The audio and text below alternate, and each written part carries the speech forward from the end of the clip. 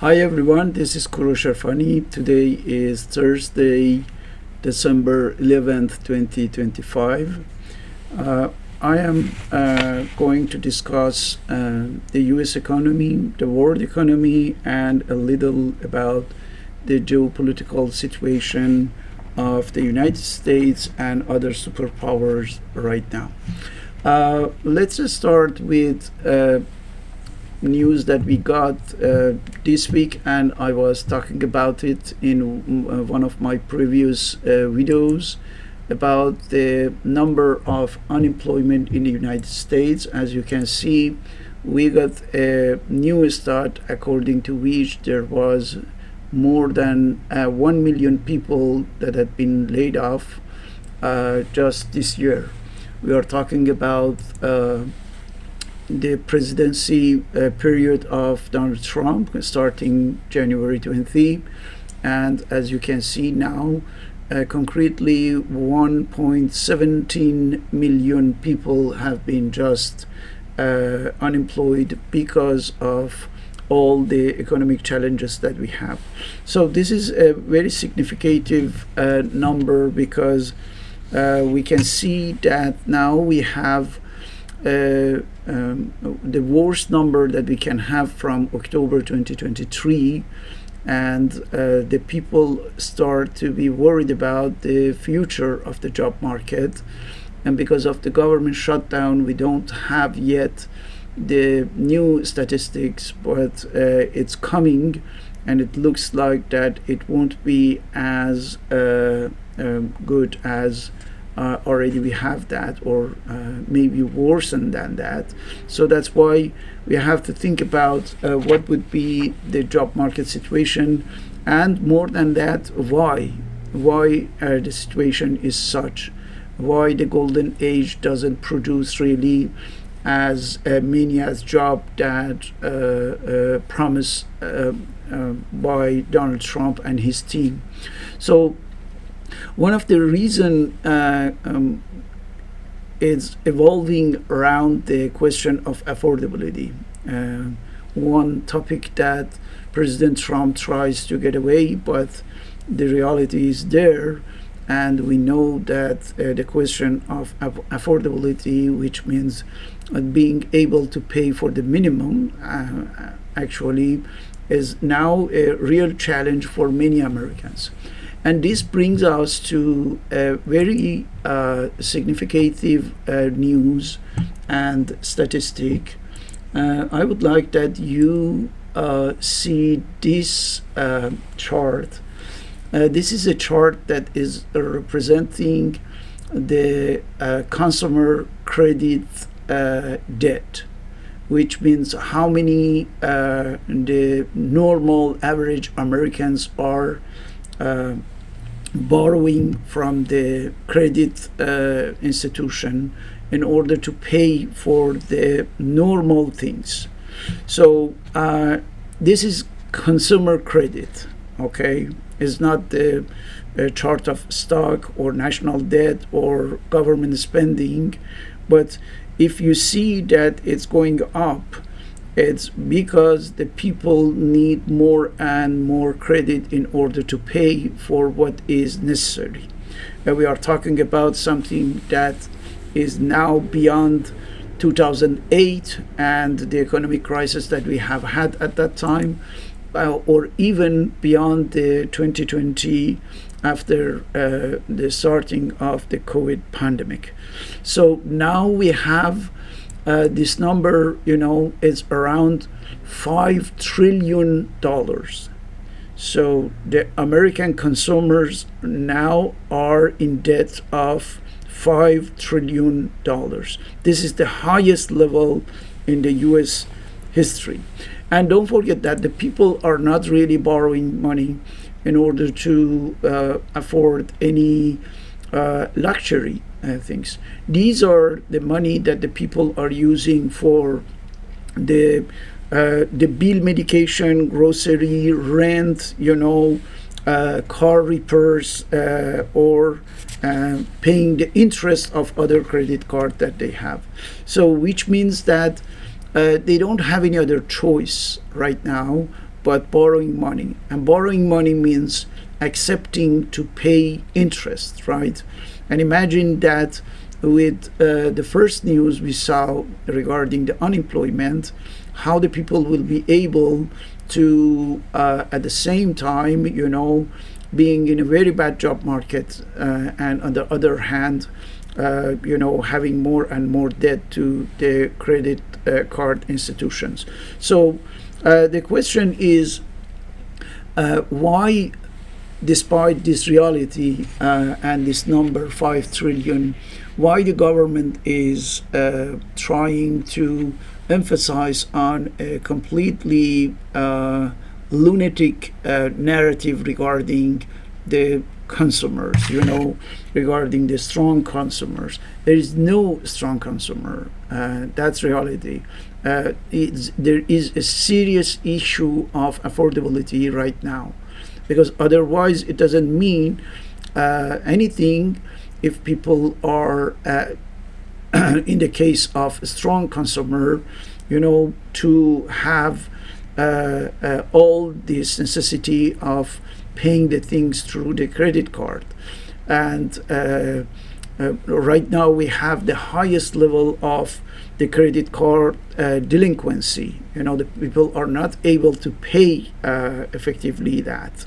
And this is a sign of crisis usually, when the people are not able to pay back what they borrowed.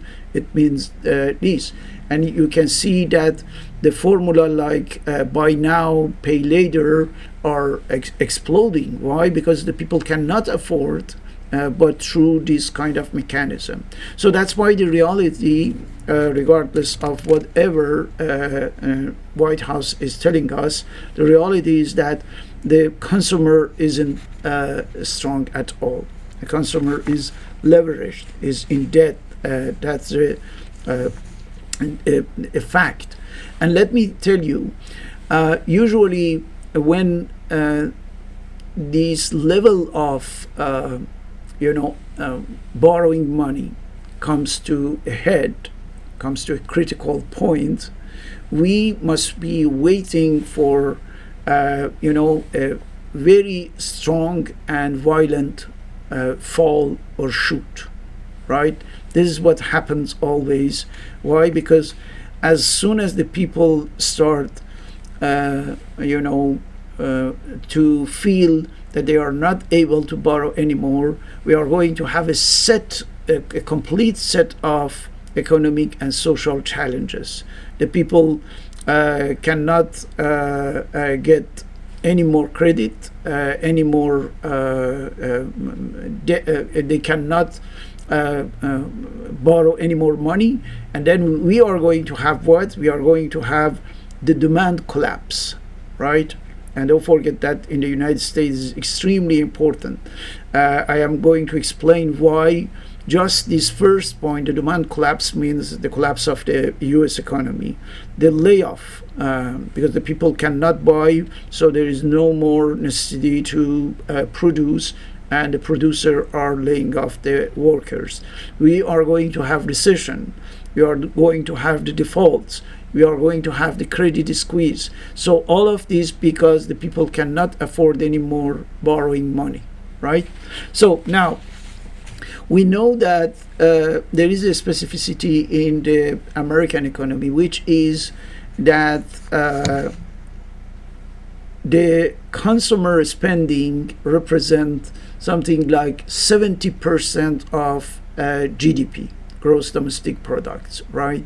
So which means that if there is an issue in the consumer spending, 70% of the whole American economy will be challenged, right? And this is exactly what is going to happen, because when the people start effectively, when the consumers start to max out, to borrow the maximum of possible the money, and when they cannot afford that, when they cannot borrow anymore, we are going to have this issue of 70% of the GDP being shaken, being in shambles, right? And we can imagine that right now, with what is happening with this number, which is higher than in 30 years now, imagine that if it starts to fall, if the people cannot pay back or cannot get more money through credit, it means that we are going to have serious problem in the American economy. So the banks are giving the people money because they want the economy running, but it doesn't mean that it's something sustainable, because any money must be back, right? So the debt, we are talking here not about the national debt, about the consumer debt. The debt is such that the people, for sure, with all the other indicators of the economy, like the rate of unemployment, rate of inflation, they won't be able to pay back that. And we are going to have serious trouble through this. So now imagine that American economy has other issues as well. You are familiar with the famous national debt, right? Right now we are over, as you can see, we are over $38 billion. And at this pace, I am pretty sure that in a few weeks or in a few months, we are approaching, 39-40 trillion dollars of national debt. Now, what is even more horrible than this number in itself is the interest that the US government has to pay for this debt. Let me tell you that right now we are getting something like $1 trillion. And when I say right now, from February 2025, we are paying something like $1 trillion as interest of this amount of 38. And at that time, it was not even 38, but already we have $1 trillion, and I am talking about the short-term interest that the government must pay back in order, to keep everything in the state. So let's just imagine that what we call the issuance, anything that government is issuing in order to to get money, kind of debt, kind of loan from whoever is ready to buy the treasury issuance. So imagine that normally when the economy was strong, when dollar was really in a good position, the people across the world were ready to buy the US treasuries at a good price first, and what is important, for the long term, they were ready to pay. So we are talking about the bills of 30 years, 10 years, and so on. But right now, everything has changed, because that's why I am talking about an economy that is in shambles. Right now, the people are not ready to pay for long-term issuance of U.S. Treasury, right? They are only eager to buy the short term, and the short term means a few months or sometimes a few weeks.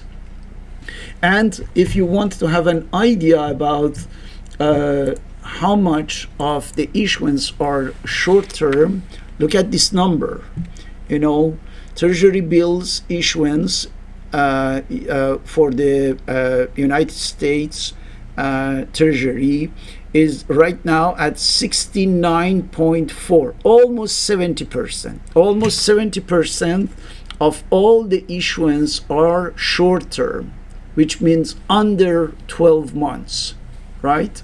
And what does it mean? It means that in a few months, sometimes even in a few weeks, the people who bought that or those who own that in the second market can come to the public treasury and ask for the amount of the issue and the interest of that, right? So when you have to issue almost 70% of any bills, any treasury bills that you are issuing for the short term, it means that there is no trust in your economy. There is no trust in your financial system. And imagine that out of 27.7 trillion total issuance, 25.4 trillion is just short term. So we are talking about less than 2.3 trillion long term. 1 year, 3 years, 5 years, 10 years, and otherwise short term, a few months.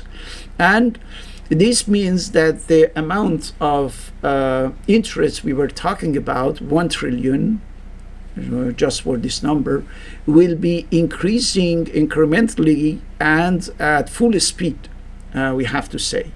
Which means, for example, according to one estimation, in 2035, the amount of national debt will be 180% of the GDP, which means 80% more than everything that is produced during 1 year in the American economy will be the equivalent of US national debt.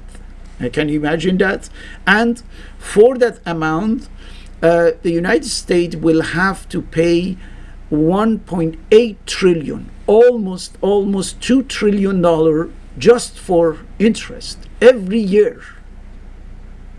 So look at this chart here, please. Look at the U.S. federal tax revenue. It's around 5 trillion and some. And imagine that in a few years, everything that is being there, at least 2 trillion of that will be paid for only and only the interest. We are not talking about the whole amount, we are talking only and only about its interest.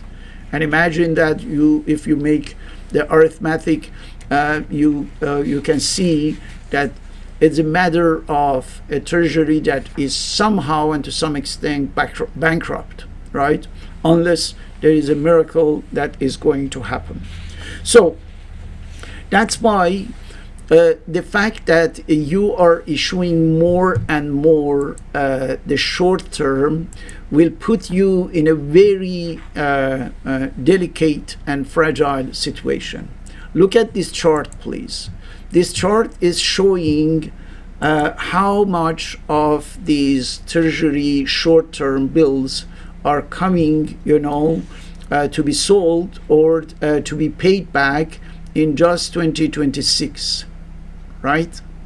And imagine that the difference with the 2025. We are already talking about a critical amount of 1 trillion in 2025, but look at the number of the bills and bonds that have been to be paid in 2026.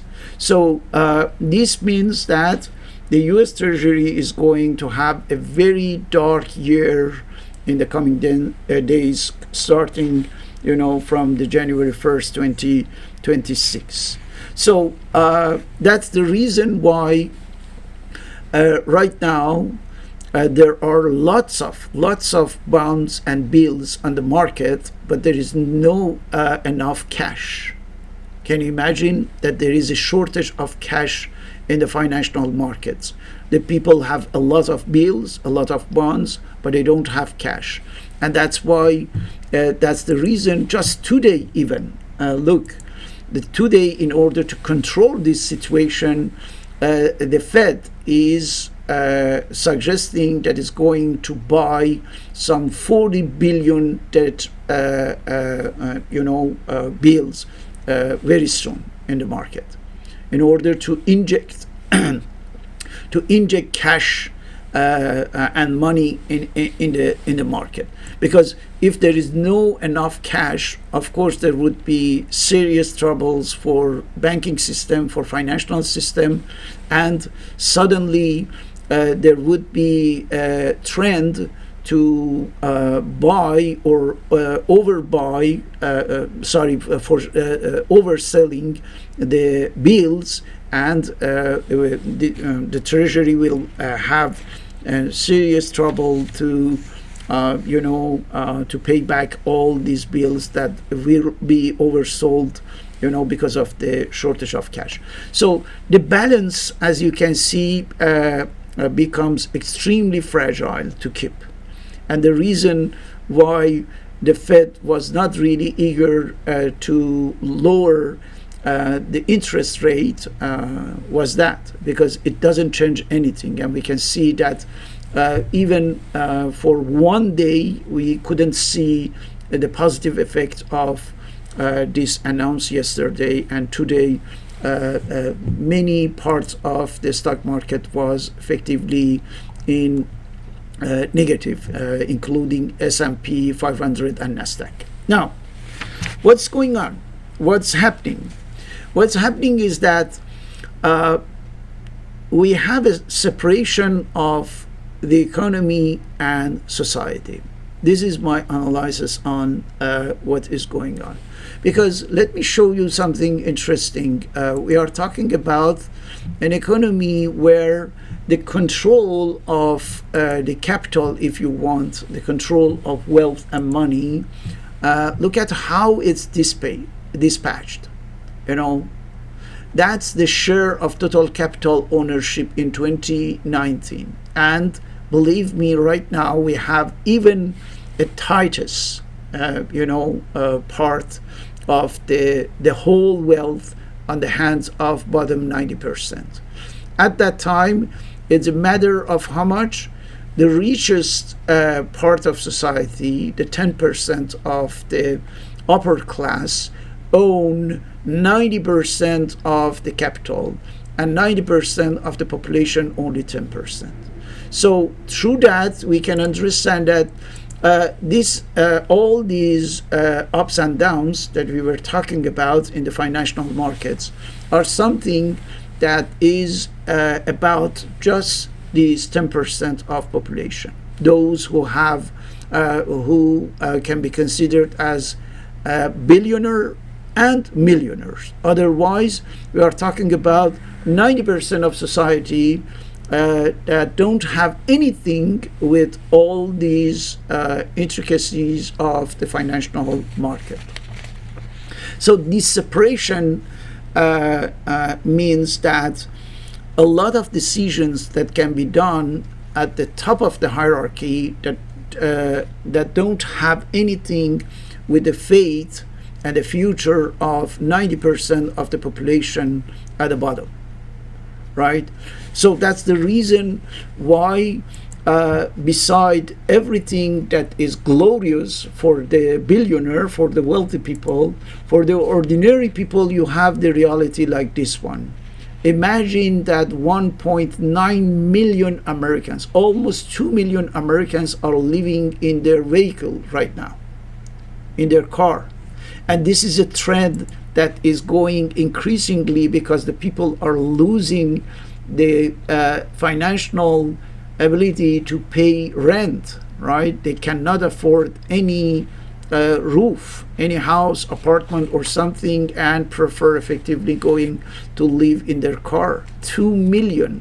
And believe me, this number is going up very soon. We are talking about more and more homeless people, right? Literally speaking. So that's why something is collapsing, right? Something is really losing foundations, which is the traditional and conventional economy of the United States. Why? Because the policies that we have right now in this country are completely detached from the reality of society. And the people cannot really realize what is going on until they are directly victim of what is happening. For example, a few hours ago, a few minutes ago even, you see there was a failure to vote for the continuation of the Obamacare plan in Senate, despite the promise that had been done by the GOP. Why? Because it's not important to them. What is important is the lobby of the insurance companies, for example. So millions and millions of Americans are going to lose their healthcare coverage, or have to pay a lot of money to have that. So this little word that belongs to the wealthy, right? And this huge, dark, gloomy word that belongs to 90% of the population. These are the things, two things that cannot go, along, that cannot go hand in hand. It's impossible. Right now, as you can see, all these decisions that are taken regarding the finance, the market, the Fed, Treasury, and so on, are in the hands of those who are not impacted and affected at all by what is happening at the bottom of society. And the society, on the other hand, doesn't have any leverage to impact these decisions.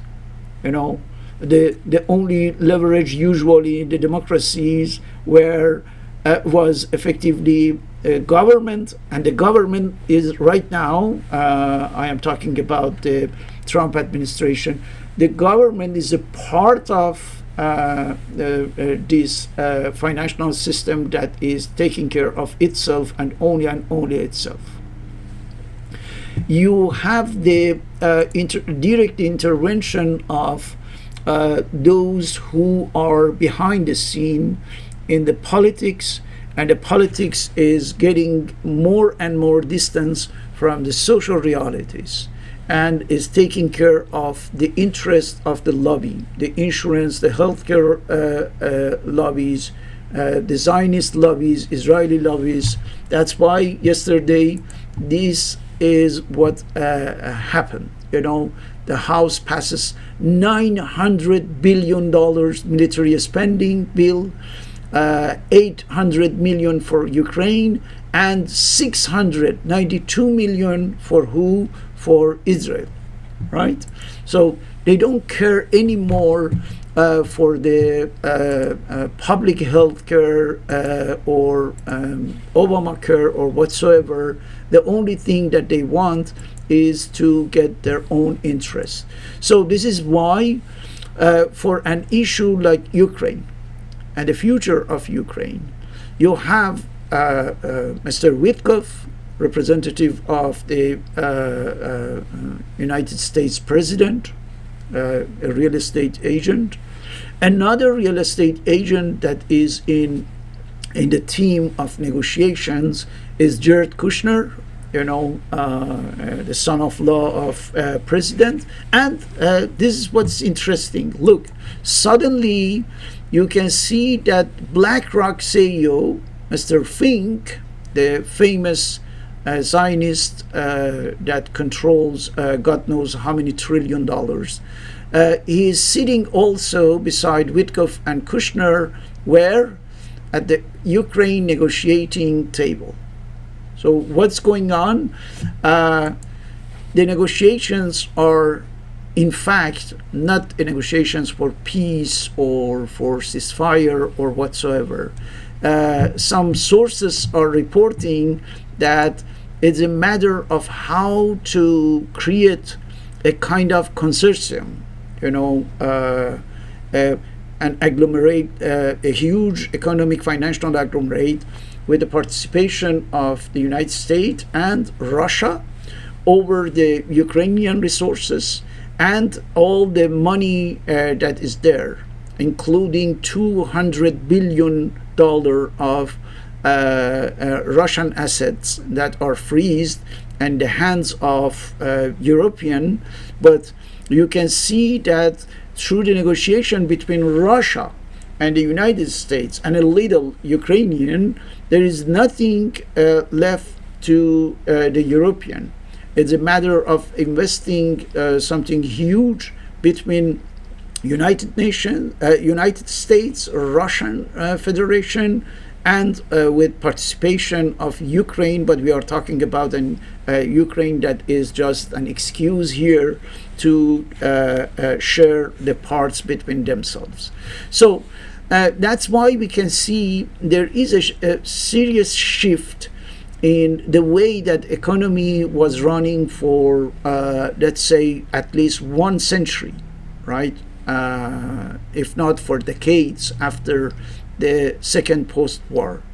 And the new logic is that whenever and wherever there are interests, we go there and we try to arrange everything by force, by deception, or whatsoever, like the case of the future project of a Riviera in Gaza Strait, under the label of ceasefire between Israel and Hamas, or the things like that. But here is a huge American project for that region. So the same thing, the same logic is getting applied for the Ukrainian case, right?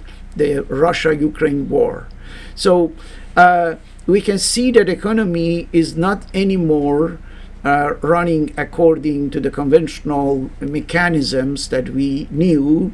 Now we have something completely different. Why? Because the core of the economy, which is the U.S. economy, we are talking about the global economy, the U.S. economy is in a very bad situation, is a very bad shape. And if it wants to follow the normal conventional rules, it will be bankrupt. It will collapse. I am talking about an economic implosion of the United States, right? So that's why they cannot really anymore obey the rules of economy by the book. They have to reinvent the rules. They have to rewrite the laws of economy.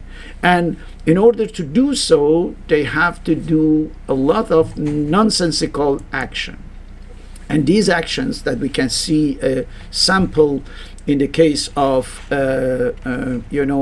Venezuela and military tension with the United States right now, these new rules are somehow not suggested or proposed or whatsoever. They are imposed. They are imposed to the world. They are imposed even to the powerful countries like the European countries, because right now, according to some leaks, it looks like that the United States is suggesting to create, instead of G7 or G20 and so on, a C5.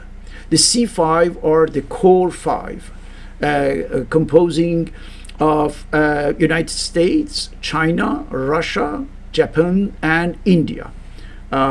So the countries that have a huge population and, of course, the economic force and consequently the military force.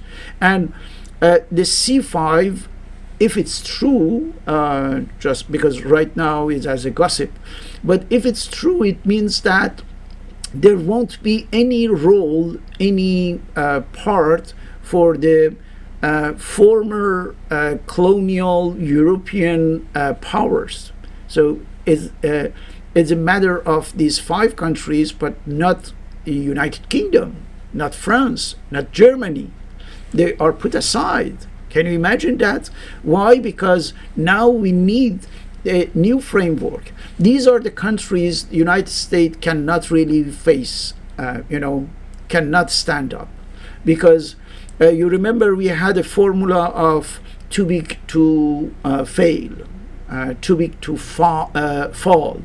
I would like to add a new one, too big to fight, right?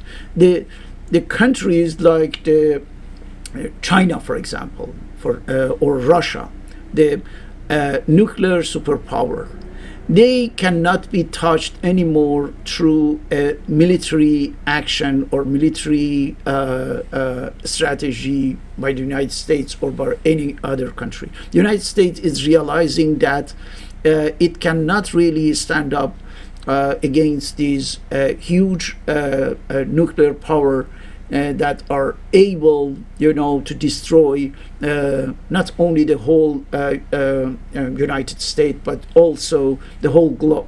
So that's why they are too big to fight. So what we do in order to redefine and to redesign the global economy, what we can do is to find effectively a very subtle strategy in order to deal with them. So the idea of the C5 is that instead of fighting each other, let's befriend and get the whole world under our control, right? So the reason why the United States is pushing in this way is because internally, domestically, is extremely weakened, right? The U.S. economy is not as strong as before. The dollar has lost its status, and right now the national debt is becoming effectively a burden that United States cannot carry.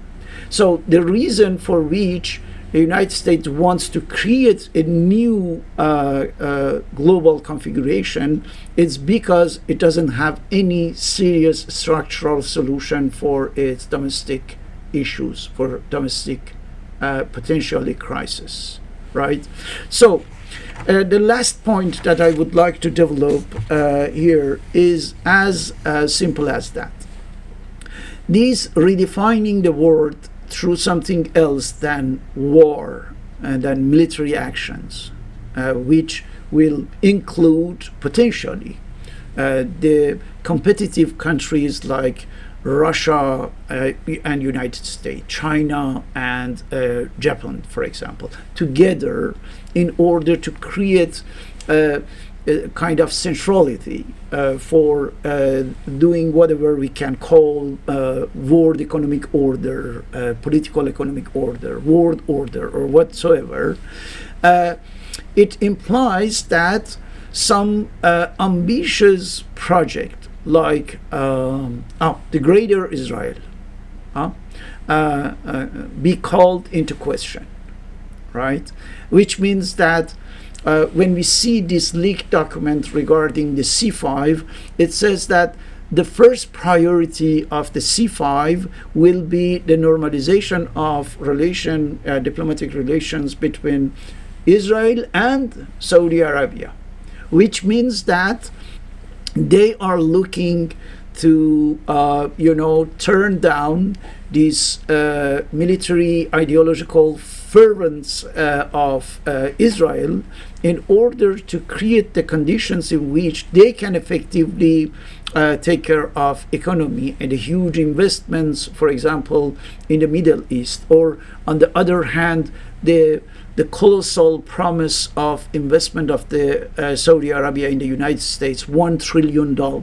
So if the United States wants to get that, it's if President Trump wants to fulfill this promise of $18 trillion of investment in the United States, he doesn't have anything to do but reducing the global risk of a huge war, right?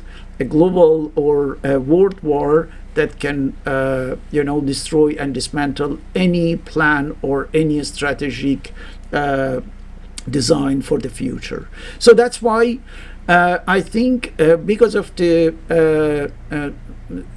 this new situation in the economy, we are going to have a kind of clash between ideological Zionism of Israel and the pure calculating capitalism of the United States. okay, and not for any ideological reason, for any religious reason, no, just for the pure interest. We are talking about the pure materialism that is overshadowing, everything right now. And we know that, for example, in the case of any military aggression of Israel towards Iran, it's not only a question of the reaction of the Iranian regime toward Israel. Iran is aware about the importance of the economic weight, the economic role of the Arab countries of the Persian Gulf in the global economy, and essentially more and more in the American economy. And therefore, among the different threats that Iran can, show up and show off for deterring a possible Israeli attack, we can see the possibility of, for example, stopping any passage of the oil from the Strait of Hormuz in the Persian Gulf, and of course the extension of conflict, the military conflict, to the whole region. And we know that Iran has many proxies that are able to hit badly the regional economy. I am talking about Saudi Arabia, United Arab Emirates, Qatar. All of them can be highly affected and impacted by a possible war between Israel and Iran. So that's why now is the time of making a strategic decision for the United States, for Israel, and for the Arab countries in order to see what they want to do.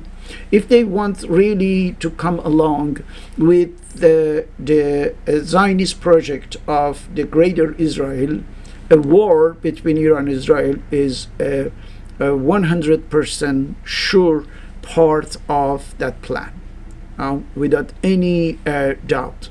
But if it's a matter of a paradigm shift in the global economy, as we have been talking about, then it's very important to revise the Zionist project, the Israeli project for the region. And from now on, we are going to have effectively a chance to see if this new design of the economy can effectively include Israel not as a military actor, as a military power, but as an economic power in this equation or not. I think if the United States is able to include Israel with this title, with this function, an economic power, an economic superpower, then it would be possible to avoid effectively war, to avoid a regional war, to avoid a colossal damaging military conflict in the Middle East. Otherwise, if the United States cannot do that, if the Zionist, the Zionist network starts to impose effectively this idea of the Greater Israel to the political structure, to the political team of Trump administration, including Secretary of Defense or State Department Marco Rubio and other people, then we are seeing all these plans of the United States for redrawing the map of the world economy completely collapse, and the United States will be engaged in the worst case scenario, which is attacking Iran beside Israel, in order to create the conditions for a Greater Israel. This scenario, the scenario of the Greater Israel, is the scenario that will put an end to any pacific solution for the future of humanity. I am warning everyone. You must be sure that as there is no any possibility for a war after that, the second Iran-Israel war will be an ending war. It will be a final war. And that's why it's considered as the most societal war imaginable in the contemporary history. So that's why either we won't have any war between Israel and Iran, or we are going to have the one that will trigger a regional war, and through the regional war, I can assure you, a world war. And don't forget that any world war this time cannot be but nuclear. And everybody knows that a global nuclear war means the end of life, the end of human existence on the planet or any other living being. So that's why right now it's very crucial to see in which direction the things are going on, and from that we can step by step in a stage have an idea about the possibilities, the probabilities in the future. And that's why for myself I am going to watch it, to follow it up, and I am sharing my ideas through these videos with you. I hope that I can have also your opinion on what has been said in this video. Thank you very much for watching this, and see you next week. Bye.